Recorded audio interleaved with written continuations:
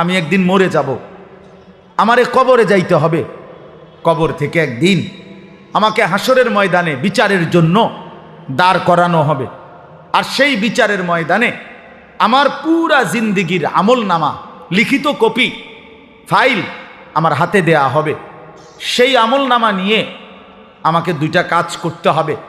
একটা হলো মহান আল্লাহ পাক রব্বুল আলামিনের সামনে সরাসরি হিসাব দেওয়ার জন্য দাঁড়াইতে হবে। আরেকটা হলো মিজানের পাল্লায় ওজনের জন্য আমার আমল নামা দিতে হবে। এরপরে আমাকে ফুলসেরাত পার হইতে হবে। এরপরে আমাকে অনন্তকালের চূড়ান্ত গন্তব্য জান্নাত কিংবা জাহান্নামে পৌঁছতে হবে। এই বিষয়গুলো এক সেকেন্ডের জন্য, একদিনের জন্য আল্লাহর কসম মোমেন ভুলে গেলে তার জিন্দেগি বরবাদ। একদিনও ভুলা যাবে না, একদিনও। প্রতিদিন মনে রাখতে হবে।